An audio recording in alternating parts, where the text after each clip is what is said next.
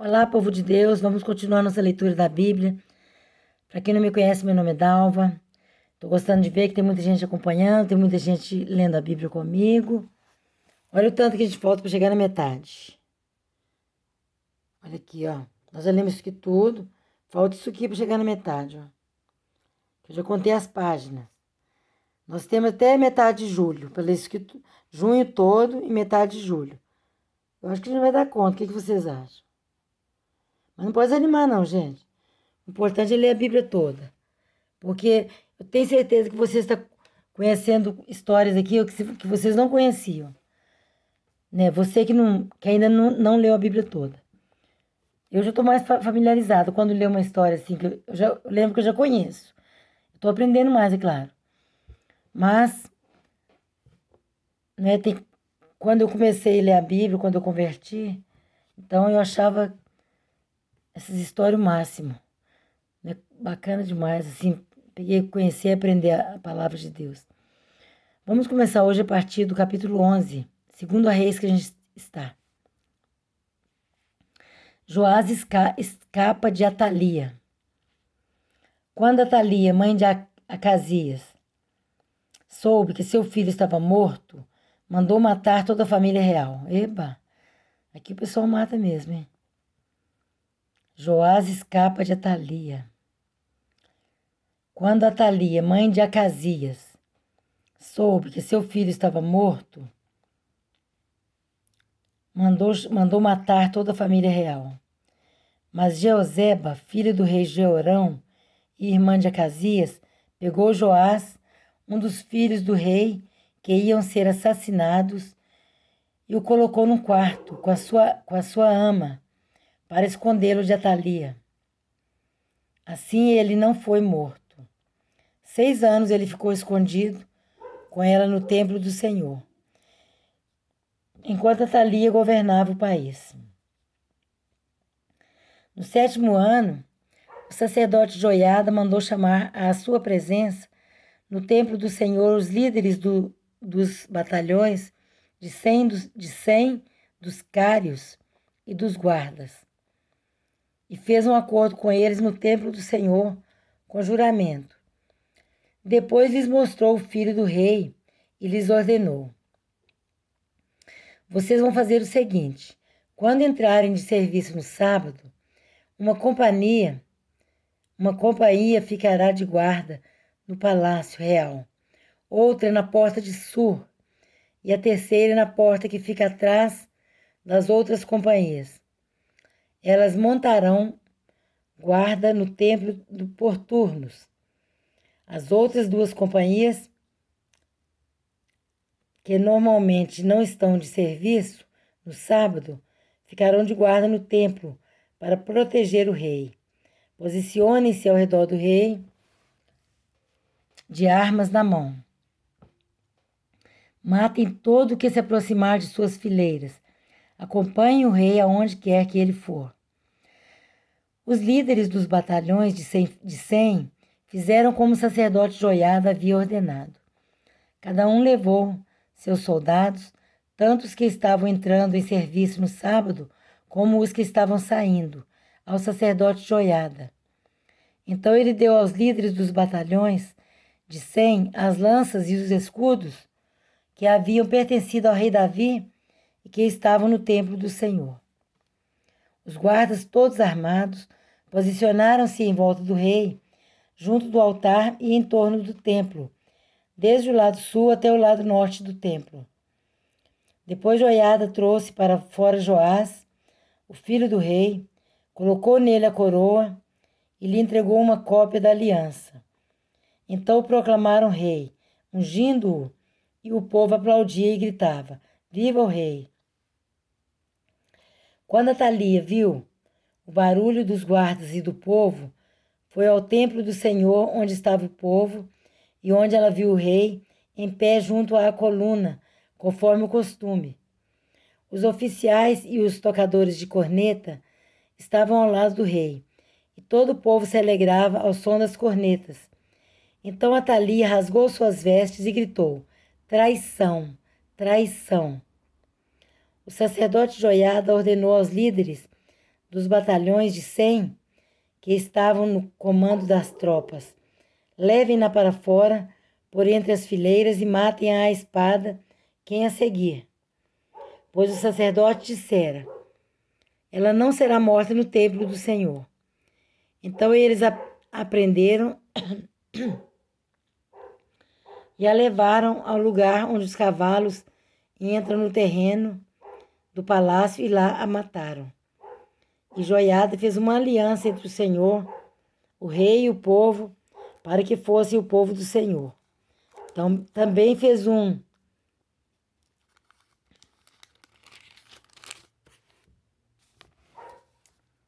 acordo entre o rei e o povo. Depois todo o povo foi ao templo de Baal e o derrubou. Despedaçaram os altares e os ídolos e mataram Matã, sacerdote de Baal, em frente dos altares. A seguir, o sacerdote Joiada colocou guardas no templo do Senhor. Levou consigo os líderes dos batalhões de 100 cários, os guardas e todo o povo, e, juntos, conduziram o rei do templo ao palácio, passando pela porta da guarda. O rei, então, ocupou seu lugar no trono real, e todo o povo se alegrou. E a cidade acalmou-se depois que Atalia foi morta à espada no palácio. Joás tinha 7 anos de idade quando começou a reinar. Aí esse rei que eles colocaram agora no trono era Joás, 7 anos de idade. Mas era da dinastia, né, dos reis. Então a mulher tinha mandado, a Atalia tinha mandado matar toda a família real. Mas tem uma ama lá que escondeu ele. Agora vamos ler o capítulo 12 de 2 Reis. A reparação do templo. No 7º ano do reinado de Jeú, Joás começou a reinar e reinou 40 anos em Jerusalém. O nome de sua mãe era Zíbia. Ela era de Beceba. Joás fez o que o Senhor aprova. Oh, maravilha, hein? Ele começou pequenininho, mas aprendeu o caminho do Senhor. Joás fez o que o Senhor aprova, durante todos os anos em que o sacerdote Joiada o orientou. A Joiada era sacerdote. Contudo, os altares idólatras não foram derrubados. Por que, Joás? Por que, Joás? Contudo, os altares idólatras não foram derrubados. O povo continuava a oferecer sacrifícios e a queimar incenso neles. Queimar incenso, velas, tudo é idolatria. Joás ordenou aos sacerdotes: reúnam toda a prata trazida como dádiva sagrada ao templo do Senhor.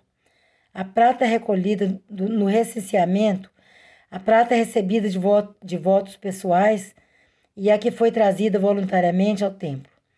Cada sacerdote recolhe a prata de um dos tesoureiros para que seja usada na reforma do templo. Contudo, no 23º ano do reinado de Joás, os sacerdotes ainda não tinham feito as reformas. Por isso o rei Joás chamou o sacerdote Joiada e os outros sacerdotes e lhes perguntou: por que vocês não estão fazendo as reformas do templo? Não recolham mais prata com seus tesouros. Não, com seus tesoureiros. Não recolham mais prata com seus tesoureiros, mas deixem-na para as reformas. Os sacerdotes concordaram em não mais receberem nenhuma prata do povo e em não serem mais os encarregados dessas reformas. Então o sacerdote Joiada pegou uma caixa, fez um furo na tampa e colocou-a ao lado do altar, à direita de quem entra no templo do Senhor. Os sacerdotes que guardavam a entrada colocavam na caixa toda a prata trazida ao templo do Senhor. Sempre que havia uma grande quantidade de prata na caixa, o secretário real e o sumo sacerdote vinham, pesavam a prata trazida ao templo do Senhor e a colocavam em sacolas. Depois de pesada, entregavam a prata aos supervisores do trabalho no templo. Assim pagavam aqueles que trabalhavam no templo do Senhor. os carpinteiros e os construtores, os pedreiros e os cortadores de pedras. Também compravam madeira e pedras lavradas para os concertos a serem feitos no templo do Senhor e cobriam todas as outras despesas. A prata trazida ao templo não era utilizada na confecção de bacias de prata, cortadores de pavio, bacias para aspersão, cornetas ou quaisquer outros utensílios de ouro ou prata para o templo do Senhor. Era usada como pagamento dos trabalhadores e eles a empregavam para o reparo do templo. Não se exigia prestação de contas dos que pagavam os trabalhadores, pois agiam com honestidade. Bons tempos, né? Graças a Deus. Mas a prata das ofertas pela culpa e das ofertas pelo pecado não era levada ao templo do Senhor, pois pertencia aos sacerdotes. Nessa época, Hazael, rei da Síria, atacou Gate e a conquistou. Depois, decidiu atacar Jerusalém. Então, Joás, rei de Judá, apanhou todos os objetos consagrados por seus antepassados, Josafá, Jeorão e Acasias, reis de Judá, e os que ele mesmo havia consagrado, e todo o ouro encontrado no depósito do templo do Senhor e do palácio real, e enviou tudo a Hazael, rei da Síria, que, assim, desistiu de atacar Jerusalém. Os demais acontecimentos do reinado de Joás e as suas realizações estão todos escritos no livro dos registros históricos dos reis de Judá. 2 de seus oficiais conspiraram contra ele e o assassinaram em Bet-Milo. Meu Deus. Deixa eu voltar aqui. Os demais acontecimentos do reinado de Joás e as suas realizações estão todos escritos no livro dos registros históricos dos reis de Judá. 2 de seus oficiais conspiraram contra ele e o assassinaram em Bet-Milo, no caminho que desce para Sila. Os oficiais que o assassinaram foram Josabade, filho de Simeate, e Jeozabade, filho de Somer. Ele morreu e foi sepultado junto aos seus antepassados na cidade de Davi. E seu filho Amazias foi o seu sucessor. Capítulo 13 de 2 Reis. O reinado de Jeoacás, rei de Israel. No 23º ano do reinado de Joás, filho de Acasias, rei de Judá, Jeoacás, filho de Jeú, tornou-se rei de Israel em Samaria e reinou 17 anos. Ele fez o que o Senhor reprova. Ele fez o que o Senhor reprova, seguindo os pecados que Jeroboão, filho de Nebate, levara Israel a cometer, e não se afastou deles. Por isso a ira do Senhor se acendeu contra Israel, e por longo tempo ele os manteve sob o poder de Hazael, rei da Síria, e de seu filho Ben-Hadad. Então Jeoacás buscou o favor do Senhor, e este o atendeu, pois viu quanto o rei da Síria oprimia Israel. O Senhor providenciou um libertador para Israel, que escapou do poder da Síria. Assim os israelitas moraram em suas casas como anteriormente. Tá vendo, gente? Sempre que a gente recorre a Deus, Deus atende, né? Olha só, mesmo ele fazendo o que era mal aos olhos do Senhor, o que o Senhor reprova, quando ele orou, o Senhor o ouviu. Então Jeoacás buscou o favor do Senhor e este o atendeu, pois viu quanto o rei da Síria oprimia Israel.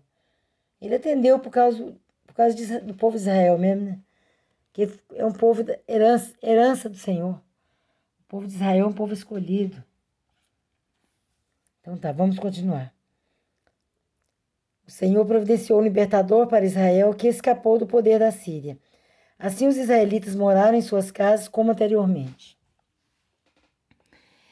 Mas continuaram a praticar os pecados que a dinastia de Jeroboão havia levado Israel a cometer, permanecendo neles. Sempre Jeroboão tá como referência, né? Jeroboão está lá atrás, mas ele ficou de referência, que ele levou Israel a pecar. Né? O rei, quando dá maus exemplos, né, de idolatria e tudo, aí o povo vai pecando atrás, né, achando que ele está certo, e vai todo mundo atrás no mesmo pecado. E o principal pecado que Deus condena muito é a idolatria, a feitiçaria, essas coisas. Adorando deuses falsos, né? Deuses em estátuas, postes ídolos, postes sagrados, essas coisas. Baal.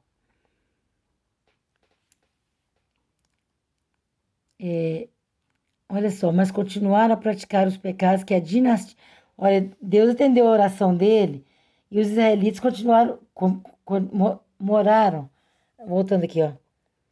O Senhor providenciou um libertador para Israel que escapou do poder da Síria. Assim os israelitas moraram em suas casas como anteriormente. Mas olha a gratidão como foi, ó. A ingratidão, né?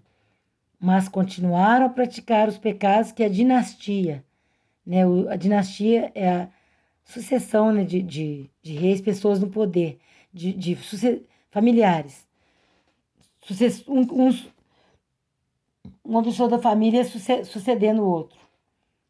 É suceder mesmo que fala? Acho que é.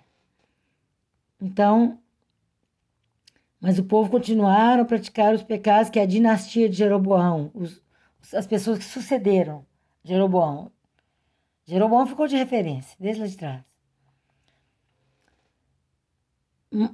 Os pecados que a dinastia de Jeroboão havia levado Israel a cometer, permanecendo neles. Até mesmo o poste sagrado permanecia em pé em Samaria. Nem derrubou o poste sagrado. De todo o exército de Jeoacás, só restaram 50 cavaleiros, 10 carros de guerra e 10.000 soldados de infantaria, pois o rei da Síria havia destruído a maior parte, reduzindo-a a pó. Os demais acontecimentos do reinado de Jeoacás, os seus atos e tudo o que realizou, estão escritos nos registros históricos dos reis de Israel. Jeoacás descansou com seus antepassados e foi sepultado em Samaria. Seu filho Jeoás foi o seu sucessor. A dinastia aí, um sucedendo o outro. O reinado de Jeoás, rei de Israel. No 37º ano do reinado de Joás, rei de Judá, Jeoás, filho de Jeoacás, tornou-se rei de Israel em Samaria e reinou 16 anos. Ele fez o que o Senhor reprova, né? Jeroboão está aí de referência, ó. Ele fez o que o Senhor reprova e não se desviou de nenhum dos pecados que Jeroboão, filho de Nebate, levara Israel a cometer. Antes permaneceu neles.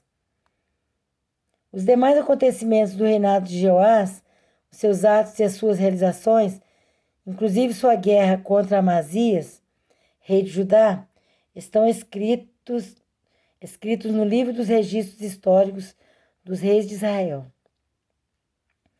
Jeoás descansou com seus antepassados e Jeroboão o sucedeu no trono. Agora é outro Jeroboão, tá, gente? Jeoás foi sepultado com os reis de Israel em Samaria. Ora, Eliseu estava sofrendo da doença da qual morreria. Então Jeoás, rei de Israel, foi visitá-lo e, curvado sobre ele, chorou gritando: meu pai, tu és como os carros e os cavaleiros de Israel. E Eliseu lhe disse: traga um arco e algumas flechas. E ele assim fez.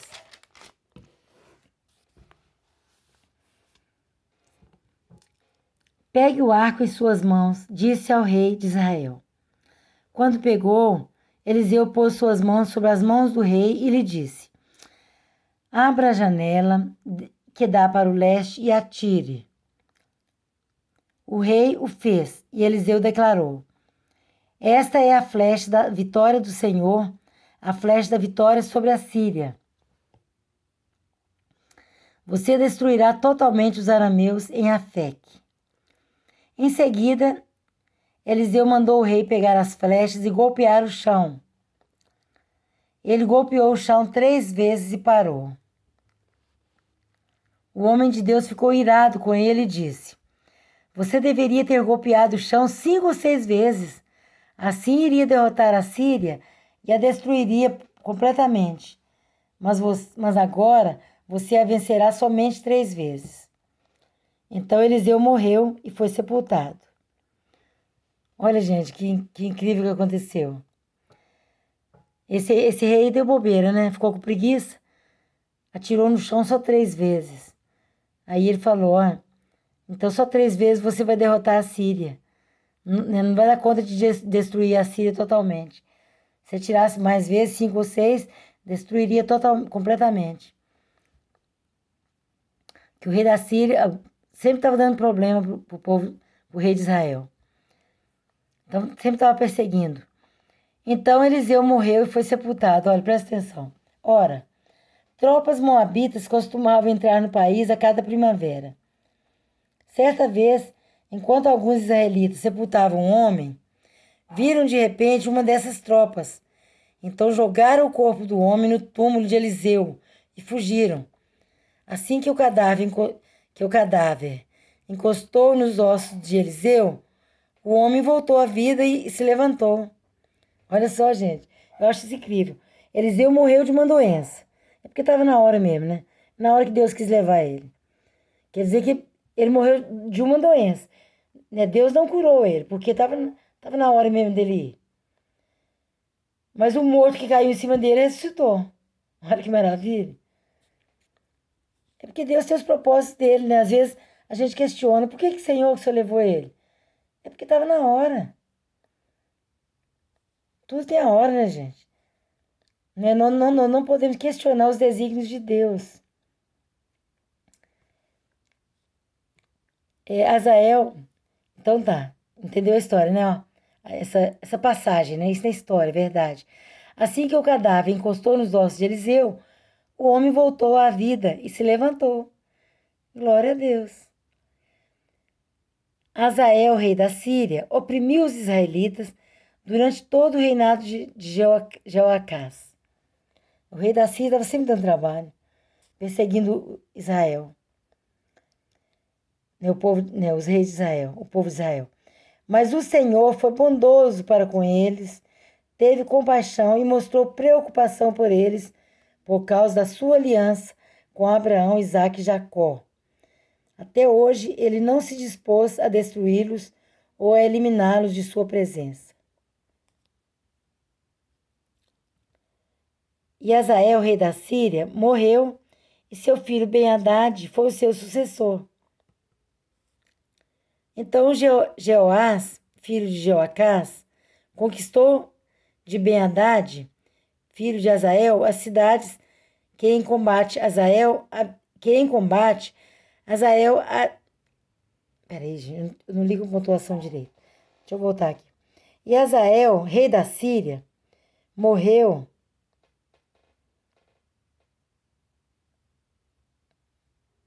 e seu filho Ben-Hadad foi o seu sucessor.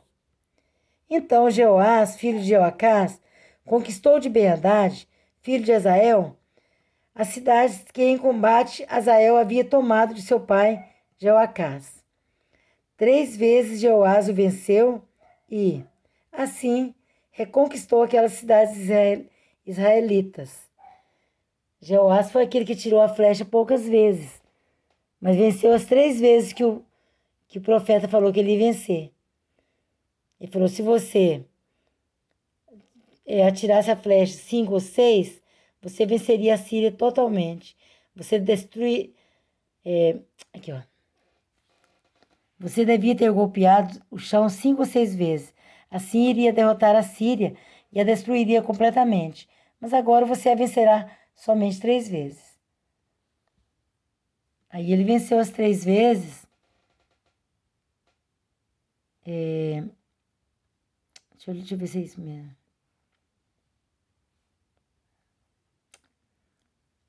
Isso mesmo, viu, gente?